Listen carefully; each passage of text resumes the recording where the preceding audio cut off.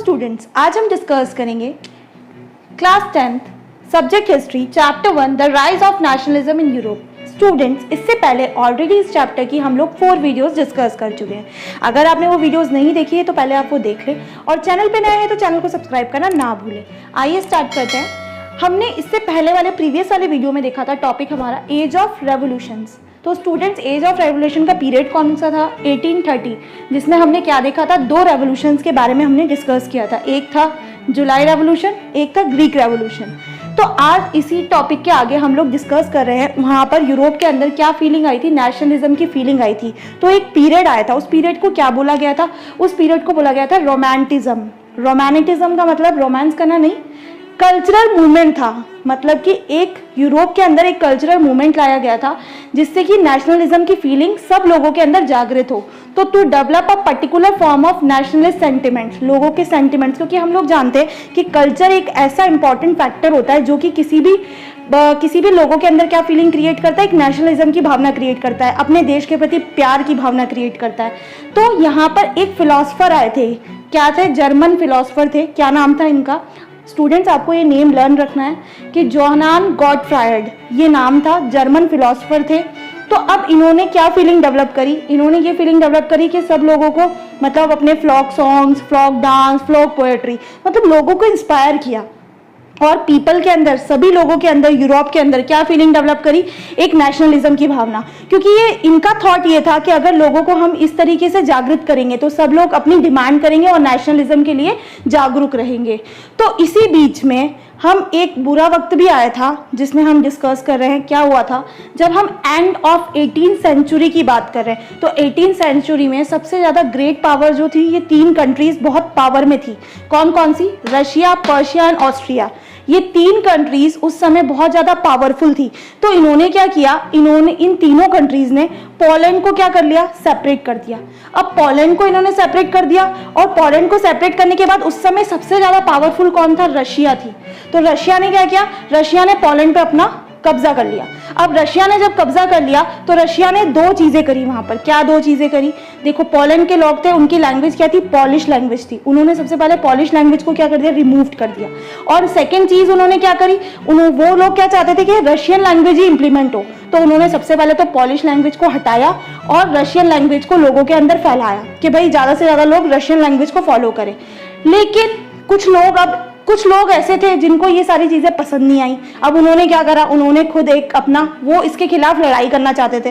तो क्या करें? क्योंकि पोलैंड के लोग इससे बहुत ज्यादा गुस्से में थे और इसने जो किया था रशिया ने, तो वो चाहते थे इसके खिलाफ युद्ध करना। तो 1831 में कुछ लोगों ने क्या किया? पोलैंड के लोगों ने फाइट करी।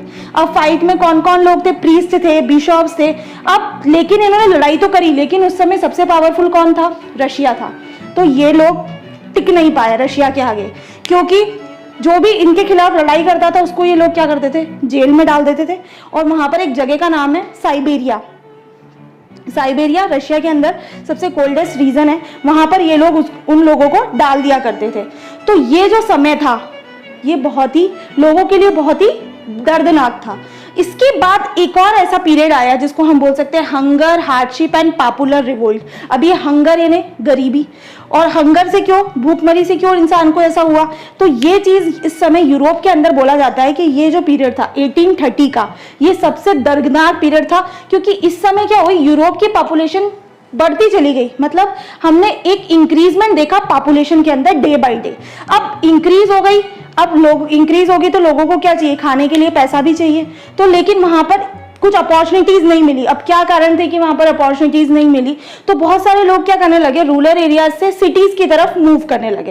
अब सिटीज की तरफ मूव भी करने लगे। इसके अलावा क्या था कि लोग जो थे ना, वो पसंद करते थे मशीन मेड गुड्स। अब लोगों को जो हाथों से बनाई हुई चीजें थी वो पसंद नहीं आती थी। तो जो मशीन मेड गुड्स है वो कौन सप्लाई कर रहा था? इंग्लैंड सप्लाई कर रहा था। तो इंग्लैंड जब सप्लाई कर रहा था इनको, तो बेचारे जो यूरोप में स्मॉल प्रोड्यूसर्स थे वो सब क्या करते हैं? क्योंकि लोगों को तो मशीन में गुड्स पसंद आ रहे थे, तो सीधी सी बात है जितने भी थे उन सबको क्या हो रहा था? लॉस हो रहा था। तो ये एक मेन कारण था। एंड सेकंड चीज, यहाँ पर इस पीरियड में ही हम लोग इससे पहले वीडियो में डिस्कस कर चुके कि कॉन्स्टिट्यूशनल हेड बनाया गया था। किसको बनाया गया था? लुइस फिलिप को बनाया गया था यूरोप के अंदर कॉन्स्टिट्यूशनल हेड। तो अब इससे तो सिचुएशन हैंडल ही नहीं हो रही थी यूरोप की। अब जब इससे सिचुएशन हैंडल नहीं हुई तो लोगों ने क्या किया, इसको हटा दिया।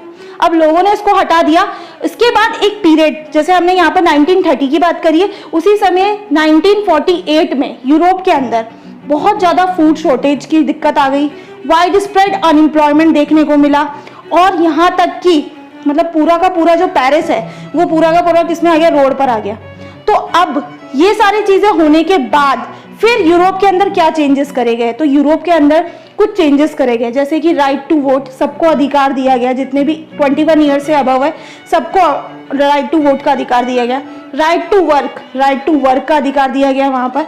एंड सेकेंडली चीज़ 1845 में फिर एक पीरियड देखा गया जहाँ पर जितने भी वीवर्स थे स्टार्टेड रिवोल्ट अगेंस्ट कॉन्ट्रैक्टर्स, जो बड़े बड़े कॉन्ट्रैक्टर्स थे उनके अगेंस्ट में वीवर्स लोगों ने क्या किया, अपनी आवाज़ उठाई, क्योंकि वो लोग अपनी क्या चाहते थे, वो चाहते थे कि पेमेंट उनका इंक्रीज हो, उनको जो सैलरीज मिले, जो वेजेस मिले वो उनको ज़्यादा मिलने चाहिए, लेकिन वहाँ पर उनकी पेमेंट क्या होती थी, डिक्रीज कर दी गई थी, उनको इतना ज़्यादा जो उनका मेहनताना था वो भी पूरी तरीके से नहीं मिलता था।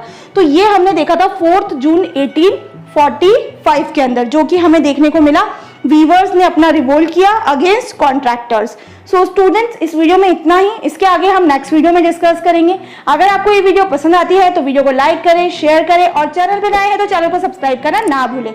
जल्द मिलते हैं नई वीडियो के साथ। Thank you.